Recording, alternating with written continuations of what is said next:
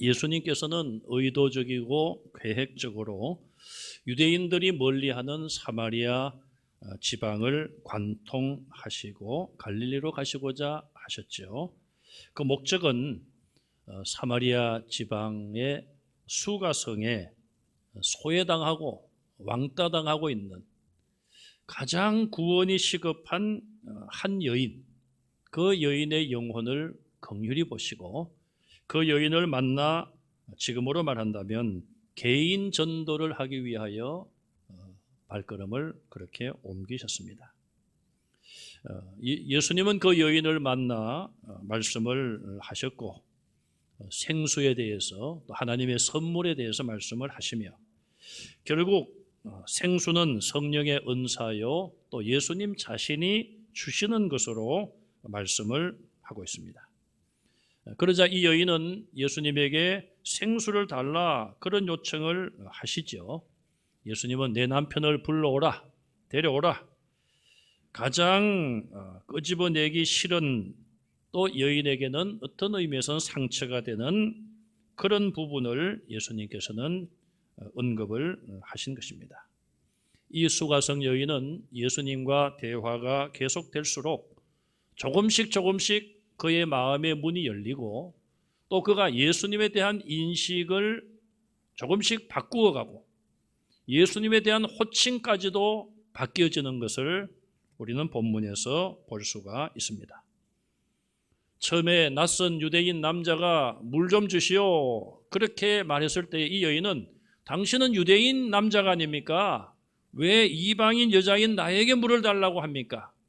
우리는 서로 상종하지 않는 그런 관계가 아닙니까? 짜증 반, 불평 반 그런 분위기로 예수님께 반응을 했죠. 그러나 예수님은 목적을 가지고 계셨기에 계속해서 그 여인과 대화를 이어가신 것입니다. 자, 이 여인이 처음에는 9절에 보니까 당신은 유대인으로서 이렇게 말을 했잖아요. 유대인 남자로 예수님을 호칭했어요. 그런데 11절과 15절에 가서 보면은 주여 이렇게 호칭이 바뀝니다. 주여란 말은 주님이란 뜻이 아니라 영어 sir라는 것이죠. sir. 외국에 영어를 하는 사람, 영어권에 있는 나라에 여행을 가신 분들은 호텔이나 식당 이런 데서 서비스하는 분들이 뭐라고 얘기를 하면은 yes sir 그러죠. yes sir. sir 할 때 그 말이 예 선생님 그런 의미죠. 결국 선생이란 말에 좀 높인 말이 sir라는 거예요. 그래서 주여 이 말은 선생님, 유대인 남자에서 선생님으로 호칭이 바뀝니다. 19절에 가서 보면은 선지자로 소이다. 선지자로 이제 또 호칭이 바뀌고 있습니다. 아주 짧은 시간이 아닙니까? 그리고 29절에 가서 보면은 사람들에게 가서 말하기를 자기 동네 사람에게 달려가서 보라 이는 그리스도가 아니냐. 자기가 만난 유대인 남자가 선생도 아니요 선지자도 아니요 이제는 메시아다 그리스도다 그렇게 확신하며 사람들에게 예수님을 그리스도라고 소개하고 있습니다. 이 여인이 예수님에 대한 호칭이 이렇게 바뀌어지게 된 것은 예수님과의 대화의 과정을 통해서 바뀌어진 것이고 예수님의 말씀을 듣고 바뀌어진 것입니다.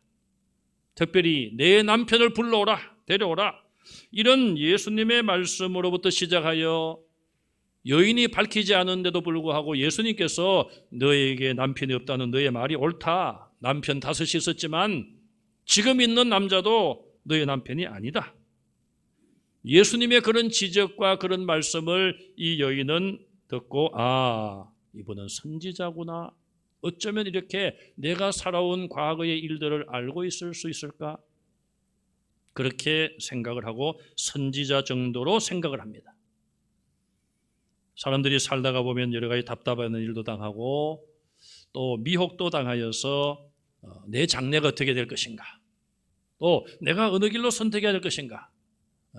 그래서 용하다는 데 찾아가서 점을 치기도 하고 물어보기도 하지요. 물론 그런 사람들이 조금은 알 수가 있습니다. 어떤 내용에 대해서 조금은 알 수 있어요. 그런데 안다고 해서 해결책이 있습니까? 상담도 한계가 있습니다. 물론 상담이 도움이 돼요. 어떤 그런 어려운 분야에서 전공을 하고 전문적으로 공부를 한 분들이 그런 어려움을 당하는 부분에 대해서 도움을 줄 수 있습니다.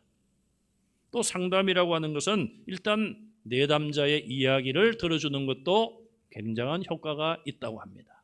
여러분 그렇지 않습니까? 요즘 코로나 때문에 친구도 만나지 못하고, 남자도 마찬가지지만 우리 여자분들은 특히 친구들 만나서 좀 대화도 많이 하고 수다를 떤다고 말하기도 합니다만은 마음에 있는 것을 이야기를 하고, 그러면은 좀 이게 답답함도 해소가 되고 좀 치유가 되는 듯 하지 않습니까? 답답한 걸 누구한테 이야기만 해도, 누가 들어만 줘도. 근데 요즘은 참 그런 것조차도 제한을 받으니까 참 어려움이 많죠. 자, 상담을 받는데 도움은 돼요, 분명히. 또 지도를 해주면은 잘 그것을 받아가지고 그대로 잘 따라가면은 문제 해결에 많은 도움은 됩니다.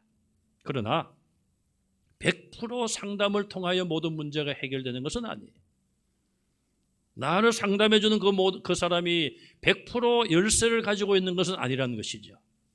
내 의지도 중요할 뿐 아니라 우리는 특히 하나님의 도움을 구해야 되는 것이죠. 자, 그래서 우리는 예수님과의 대화를 통하여서 이 여인의 마음이 조금씩 바뀔 뿐 아니라 자기의 모든 문제를 알고 있는 이분은 선지자가 분명하구나. 그런데 이 예수님께서 내 말을 믿어라. 중간에 그런 말씀을 하시죠. 내 말을 믿어라. 그리고 예배에 대해서 쭉 말씀을 하십니다. 이 여인이 메시아가 우리에게 온다고 했습니다. 그분이 오면은 그런 걸 가르쳐 줄 겁니다. 내가 바로 그다. 예수님께서는 자신이 메시아임을, 그리스도이심을 이 여인에게 말씀을 하십니다. 그리고 나서는 이 여인은 이제 이분은 선지자 정도가 아니라 우리가 기다려온 메시아 그리스도이시구나, 이것을 확신하게 되고, 그렇게 되자 물동이를 버려두고 동네로 달려가서 사람들에게 이야기를 합니다. 내가 지금까지 행한 모든 것을 나에게 말한 이 사람은 그리스도가 아닙니까? 이분은 바로 그리스도이십니다.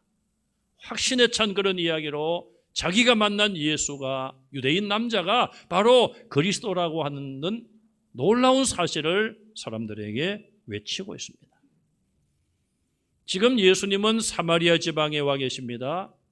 유대 지방에서 제자들에게 세례를 베풀게 하시고 복음을 전하고 있었는데, 예루살렘 가까운 그 유대 지방에 계실 때는 예수님을 그리스도라고 메시아로 그렇게 믿고 사람들에 가서 전한 사람이 많지 않습니다. 예수님의 제자 중에 몇 사람만 그런 일을 했지. 그런데 이 여인은 예수님의 제자도 아니요, 예수님을 만난 지 불과 얼마밖에 되지 않았지만 예수님의 말씀을 듣고 그의 마음의 문이 열렸고 예수님을 그리스도라고 전하게 된 것입니다. 얼마나 놀라운 일입니까? 사람들이 생각할 때는 유대 사람도 아니고 이방인처럼 하나님을 안 믿는 사람들처럼 취급받던 이 혼혈된 지방에 있는 멸시와 천대를 받던, 더군다나 여인이 예수님을 그리스도라고 깨닫고 전도했다는 것.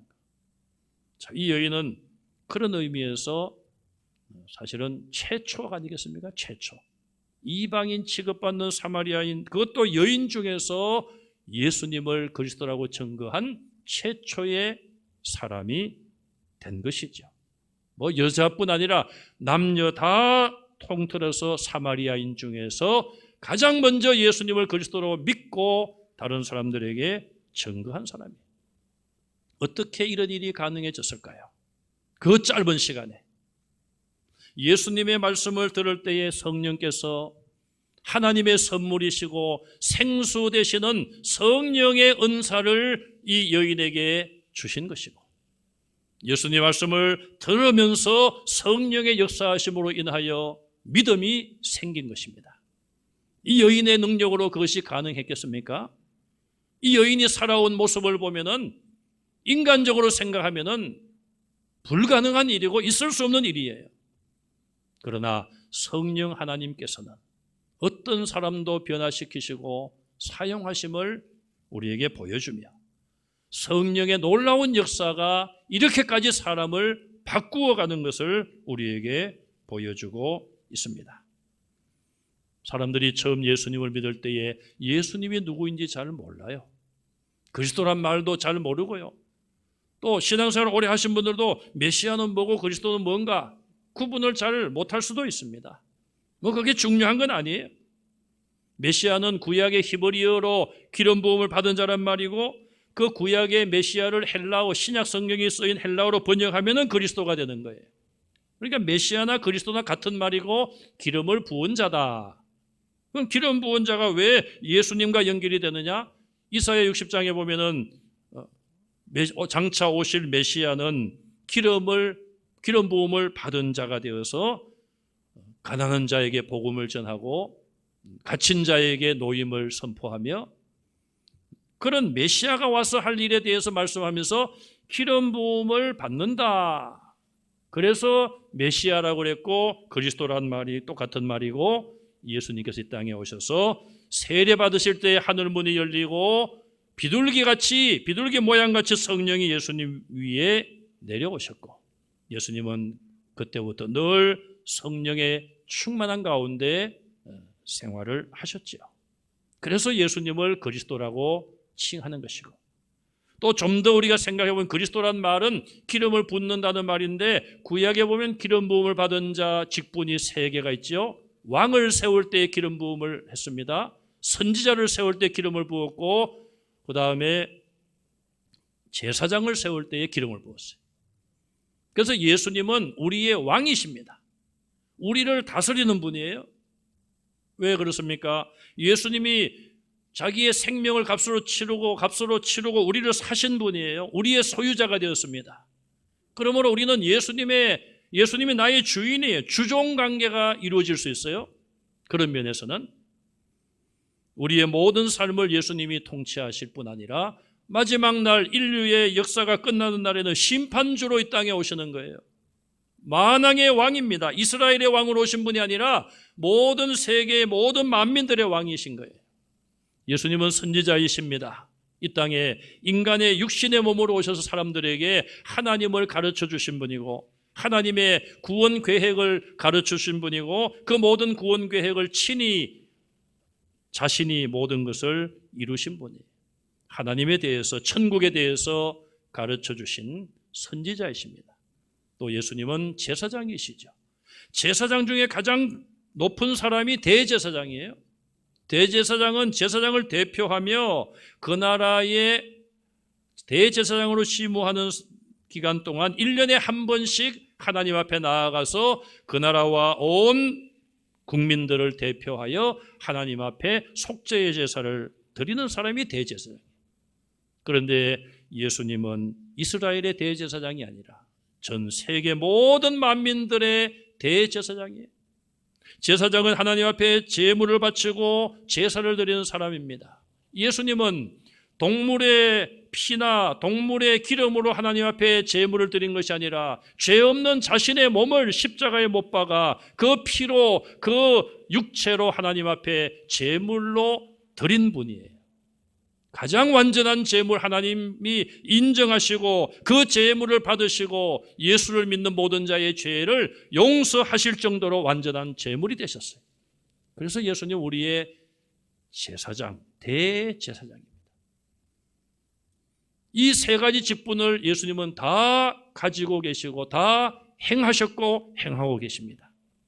그래서 예수님을 그리스도라고 고백하는 것이 중요한 거예요.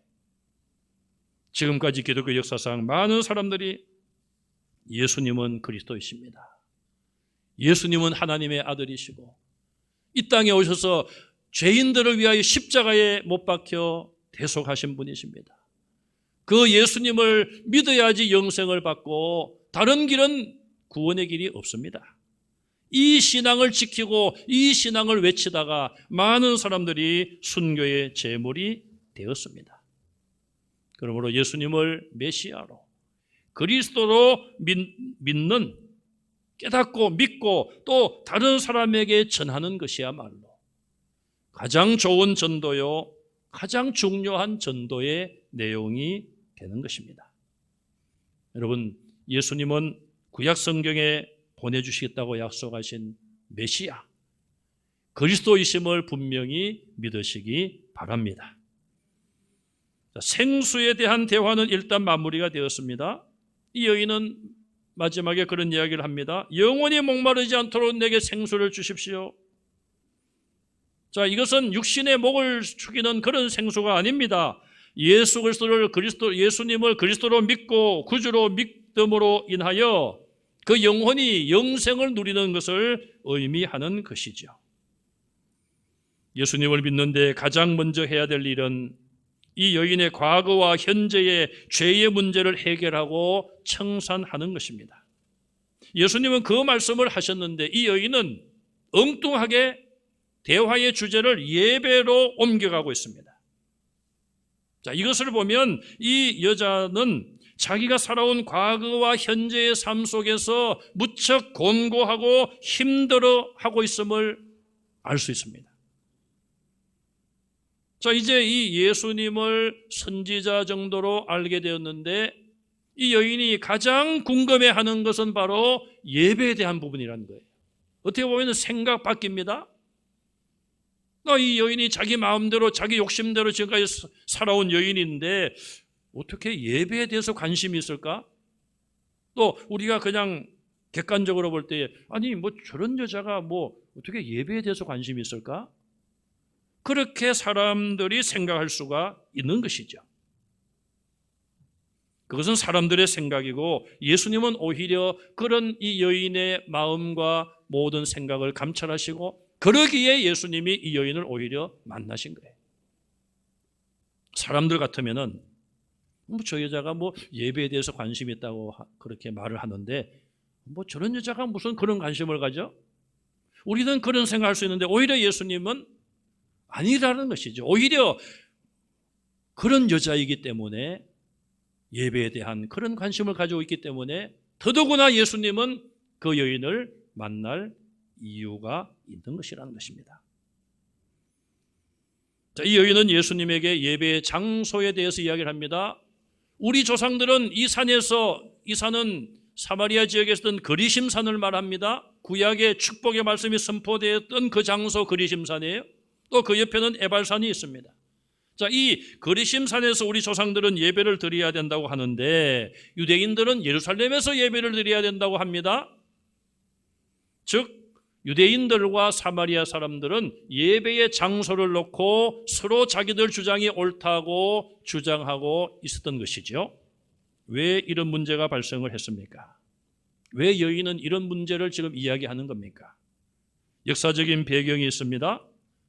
물론 이스라엘이 솔로몬이 죽고 난 이후에 여로보암 때, 르호보암 때 나라가 둘로 쪼개지죠. 르호보암과 여로보암이 다스린 나라로. 그때부터 이 예배의 장소에 대한 갈등이 있게 된 것입니다.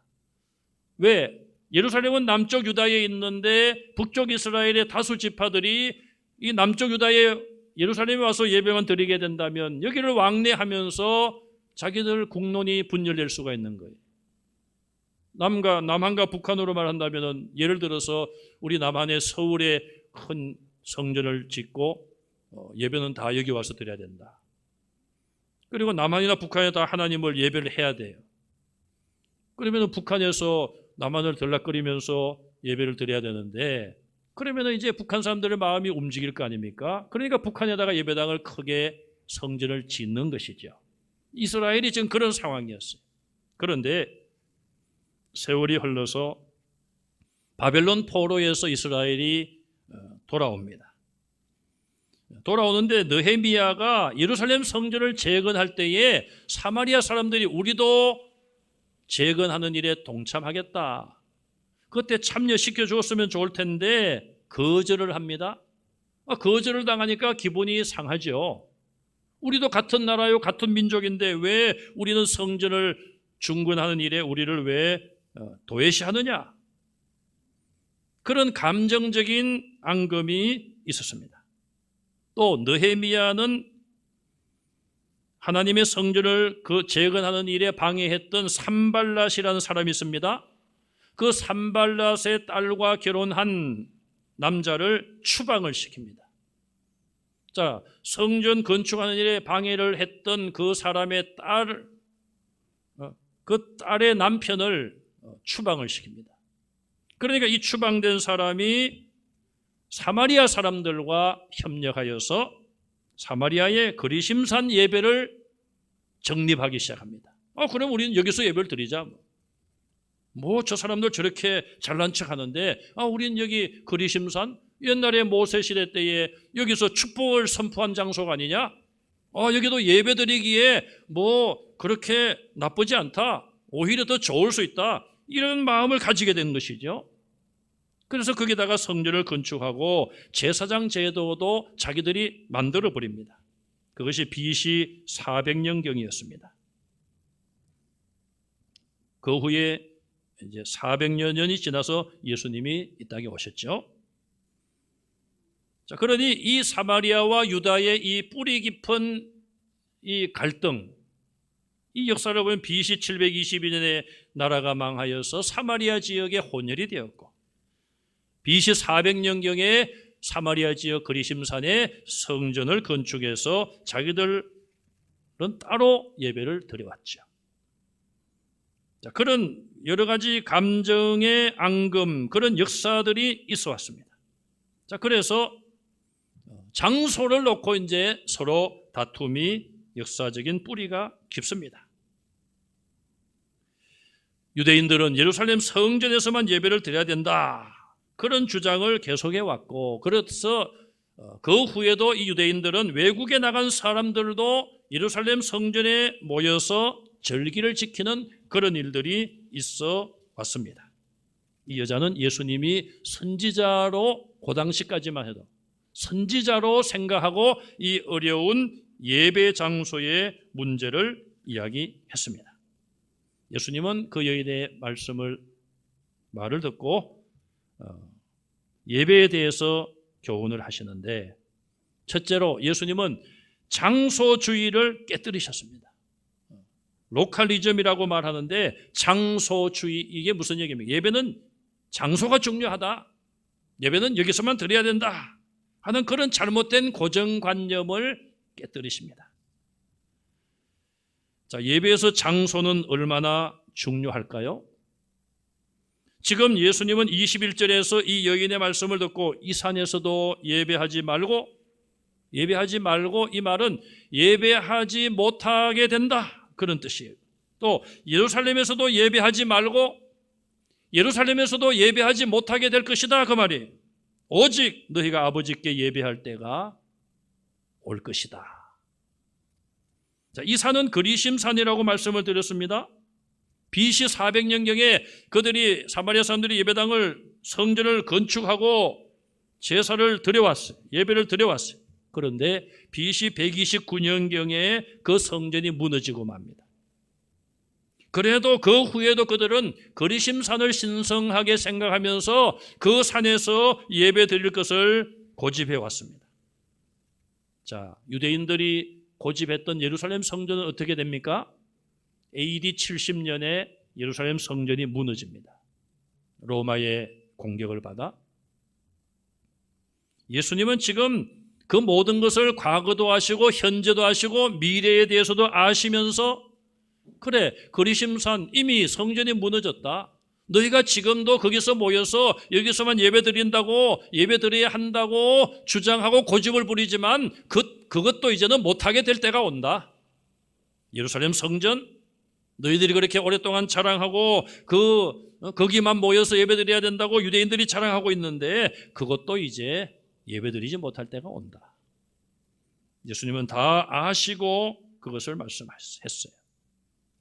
실제로 예루살렘 성전이 있던 그 장소는 지금 모스크, 이슬람교 성전으로 바뀌어져 있죠. 코로나19 때문에 예배의 장소에 대한 문제가 작년에 대두되었습니다. 예배는 죽어도 우리가 교회 가서 드려야 된다. 아니다. 가정에서 드려도 괜찮다. 지금 전국적으로 보면은 극소수의 교회입니다만 예배당 예배에 대해서 계속 주장을 하며 인원 제한에 대해서도 자기들 나름대로 그냥 모여서 예배를 드리고 법적인 투쟁을 하는 교회가 없지 않아 있습니다. 그런 데 대해서 평가가 서로 다릅니다. 정부에 협조를 해야지 그런 평가도 있고 참 저 목사님과 성도들은 용감하다 그런 평가도 있습니다. 자, 이것은 우리 개인의 어떤 판단할 문제가 저는 아니라고 생각을 해요. 또 우리는 하나님이 세워주신 질서를 또 지키면서 우리가 처한 상황 속에서 최선을 다하여 예배자로서의 어떤 예배를 우리는 지키고 힘쓰고 있습니다. 하나님은 이 땅에 교회를 세우셨어요. 저와 여러분들 한 분 한 분은 무형교회라고 합니다. 모양이 보이지 않지만 우린 교회예요. 왜? 성령이 우리 안에 계시기 때문에 우린 교회입니다. 그래서 우리가 세상에 나가도 우리는 교회가 돼야 돼요. 또 유형교회, 눈에 보이는 교회, 예배당이 있고 성도가 모이는 유형교회를 하나님 이 땅에 세우셨어요. 자신의 피를 값으로 주고 세웠다고 말씀하고 있습니다. 교회를 사랑하시는 거죠, 그만큼. 그러면 하나님이 사랑하시는 교회에 성도들이 모이지 않고 예배를 드리지 않는다면 하나님이 기뻐하실 수가 없는 것이죠. 자, 그런 의미에서 참 우리는 여러 가지 갈등을 가지고 있습니다. 그러나 우리가 흩어지면은 빛과 소금의 사명을 감당해야 되고 또 모여서는 우리가 최선을 다하여 하나님을 예배해야 돼요. 한국교회가 70년대부터 약 90년대까지 30여 년 동안 개척의 어떤 황금기였습니다. 날만 바뀌면 교회가 하나 세워지고 그래서 한때는 사회적으로 공격도 많이 받았습니다. 왜 교회가 이렇게 많으냐? 그러나 술집이나 유흥업소가 하나 더 생기는 것보다 세상에 빛과 소금의 역할을 해야 될 교회가 하나 더 생기는 것이 바람직한 것이 아니겠습니까? 아직 코로나19의 영향으로 많은 교회들의 예배가 온전히 회복되지 못하고 있습니다. 무슨 계획을 세울 수도 없고 세운 계획도 실현하기가 어려운 상황이 지속되고 있습니다. 그러나 이런 제한적인 상황 속에서도 우리가 예배당에 모여서나 혹은 가정에서나 또 일터에서나 있는 자리에서 우리는 예배를 포기할 수 없는 것이죠. 예배는 계속되고 있으며 하나님께서 우리 예배를 기쁘게 받으시는 줄로 믿습니다. 하나님께서 왜 오늘 우리가 처한 이런 어려움을 왜 모르시겠습니까? 그러므로 나는 나의 모든 것을 아시는 하나님 앞에 나의 최선을 다하여 하나님을 예배하면 되는 것입니다. 예배의 장소가 여기서 해야 된다, 저기서 해야 된다. 그것보다도 하나님은 우리의 모든 것을 아시기 때문에 우리가 예배를 향한 얼마나 뜨거운 열정을 가지고 예배를 하고 있는가. 내가 가정에서나 교회에서나 일터에서나 또 예배 시간뿐만 아니라 교회에서뿐만 아니라 교회 밖에서 예배 시간 밖에서도 얼마나 우리가 정말 하나님의 영을 모시고 성령을 모시고 있으면서 하나님을 찬송하고 수시로 찬양하며 쉬지 않고 기도하고 있는가? 예배에 대한 열정이 있는가? 이것을 하나님은 보시는 줄로 믿습니다. 그 다음에 예수님께서는 예배의 대상이 아버지라고 선언하십니다. 21절에 너희가 아버지께 예배할 때가 이르리니 여호와 하나님은 이스라엘의 하나님이십니다. 이스라엘의 아버지십니다. 그러나 이스라엘만이 아닌 만민의 아버지이신 거예요. 그렇지 않습니까? 하나님께서 이스라엘 백성들만 창조했습니까? 아니잖아요. 온 세계 모든 만민들의 생명을 하나님은 창조하신 분이에요. 시편 89편 26절에 주는 나의 아버지이시요 나의 하나님이시요 나의 구원자 바위시라. 하나님을 이야기할 때에 하나님, 아버지, 구원자 이렇게 말하고 있어요. 이사야 9장 6절에 그의 이름은 기묘자라 모사라 전능하신 하나님이라 영존하신 아버지라. 이사야 63장 16절에 주는 우리 아버지시라 여호와여 주는 우리 아버지시라 옛날부터 주의 이름을 우리의 구속자라 하셨거늘. 성경은 하나님을 향하여 아버지로 말합니다. 예수님께서도 마태복음 6장 9절에 기도를 가르쳐주시면서 하늘에 계신 우리의 아버지여, 기도를 받으시는 분이요 예배를 받으시는 분이 바로 우리 아버지이심을 밝혀 말씀하고 있습니다. 그 아버지께 자녀로서 하나님 아버지께 신실하게 예배하는 성도들이 되시기를 바랍니다. 그 다음에 예수님께서는 예배의 방법에 대하여 영과 진리로 예배하라고 말씀하십니다. 이 부분은 다음 주에 말씀을 드리려고 합니다. 예수님은 사람에게 있어서 또 이 여인에게 있어서 가장 중요한 문제는 예배임을 알고 계셨고 예배에 대해서 말씀을 하셨습니다. 토제라는 분은 오늘 본문 말씀에 대해서 이렇게 이야기를 했습니다. 하나님께서는 사람을 부르셔서 먼저 예배자로 만드시고 그 후에 일하는 자로 만드신다 그랬어요. 여러분, 우리가 예배자로 시작을 했습니까? 일하는 자로 시작했습니까? 당연히 예배자로 시작을 했습니다. 예배를 통하여 하나님을 찬양하고 말씀을 읽고 듣고 배울 때에 성령께서 하나님의 말씀을 통하여 우리에게 역사하셨습니다. 그래서 우리에게 믿음이 생겼어요. 그래서 우리는 더욱더 진실한 예배자로 성숙해 왔습니다. 그리고 때가 되자 하나님은 우리에게 일을 시키십니다. 하나님의 일은 하나님의 은혜를 받은 자, 성령의 감동에 받은 자가 하는 것임을 우리는 아는 것이 되었습니다.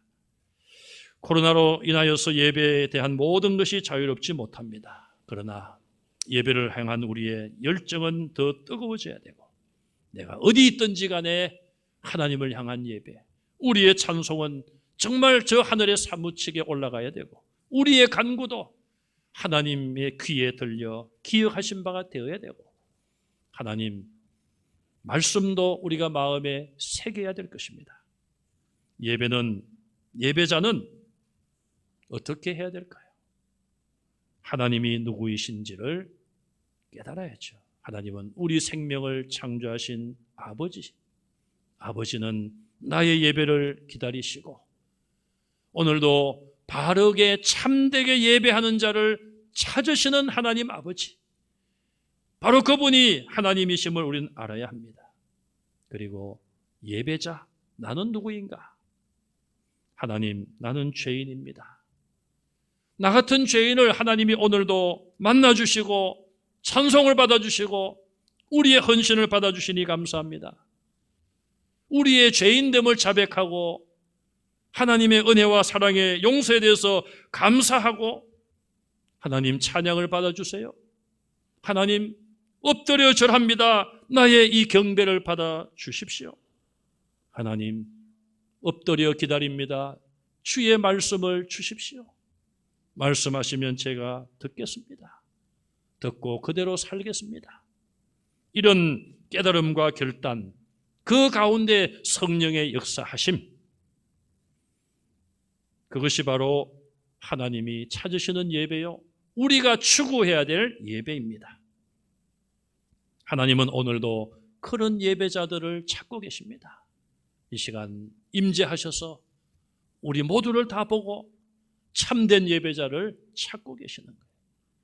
저와 여러분 모두가 정말 우리 하나님이 찾으실 때에 하나님의 마음에 합당한 참된 예배자들이 다 되시기를 주님의 이름으로 축원합니다.